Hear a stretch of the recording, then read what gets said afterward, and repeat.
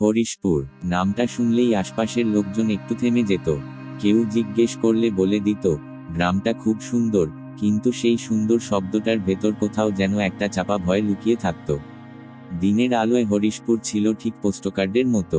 সবুজ ধানক্ষেত, মাঝখান দিয়ে বয়ে যাওয়া সরু নদী, তাল আর শিমুল গাছের সারি, আর দূরে দেখা যেত লাল টালির ছাদওয়ালা কিছু পুরনো বাড়ি। কিন্তু হরিশপুরের সবচেয়ে অদ্ভুত জিনিসটা ছিল তার রেল স্টেশন।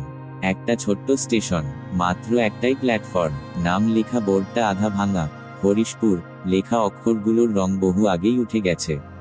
দিনের বেলায় সেখানে দু একজন লোক দেখা যেত, কেউ সবজি নিয়ে আসতো, কেউ বা শহরে যেত কাজে। কিন্তু সূর্য ডুবে গেলেই স্টেশনটা যেন মানচিত্র থেকে মুছে যেত। রাতে হরিশপুর স্টেশনে কেউ নামতো না। ট্রেন থামতো ঠিকই, হুইসেল দিত, দরজা খুলতো, কিন্তু যাত্রীরা জানতো এই স্টেশনে নামা মানে বিপদ ডেকে আনা। কন্ডাক্টররা পর্যন্ত রাতের বেলা ঘোষণা করত না স্টেশনের নাম, শুধু ট্রেনটা একটু থেমে আবার চলতে শুরু করত, যেন এখানে থামাটাই তার ভুল। কেন এমন ছিল সেটা কেউ মুখে বলতো না, শুধু একটা কথাই শোনা যেত, রাতে হরিশপুরে কেউ নামে না। কিন্তু সেই কথাটা জানতেন না অরুণাভ সেন। অরুণাভ কলকাতার মানুষ, পেশায় স্কুল মাস্টার, ইতিহাস পড়াতেন, বয়স 30-এর কাছাকাছি, শান্ত স্বভাবের মানুষ, যুক্তিতে বিশ্বাস করতেন, ভূত প্রেত এসবকে তিনি হাস্যকর মনে করতেন। তার বদলি হয়েছিল হরিশপুর হাই স্কুলে। সরকারি আদেশ, না করার কোনো উপায় নেই। কলকাতার সহকর্মীরা শুনে একটু অদ্ভুতভাবে তাকিয়েছিল। হরিশপুর, ওখানে?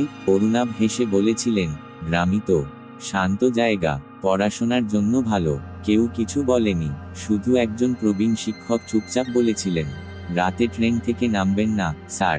অরুণাভ সেটা মজা হিসেবেই নিয়েছিলেন।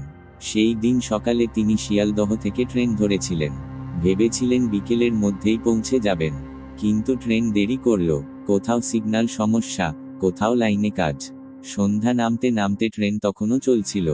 রাত 8টার পর যখন ট্রেন হরিশপুরের কাছাকাছি পৌঁছল, তখন কামরার ভেতর অদ্ভুত একটা নীরবতা নেমে এলো। যাত্রীরা জানলার বাইরে তাকানো বন্ধ করে দিল, কেউ কেউ মাথা নিচু করল। এক বৃদ্ধ হঠাৎ ফিসফিস করে নাম জপতে শুরু করল। অরুণাভ জানলার বাইরে তাকালো, ঘন অন্ধকার, দূরে কয়েকটা আলো টিমটিম করছে। বন আর ক্ষেতের মাঝখানে যেন একটা শ্বাসরোধ করা নিস্তব্ধতা। ট্রেন হঠাৎ থামলো, কোনো ঘোষণা নেই, শুধু ব্রেকের কর্কশ শব্দ। প্ল্যাটফর্মে আলো জ্বলছে, কিন্তু সেই আলো যেন ঠিক আলো নয়, হলদেটে, অসুস্থ একটা আলো। স্টেশনটা প্রায় ফাঁকা, কোনো চাওয়ালা নেই, কোনো কুলি নেই, কোনো স্টেশন মাস্টারও দেখা যাচ্ছে না। অরুণাভ উঠে দাঁড়ালেন, তার নামানোর কথা এখানেই।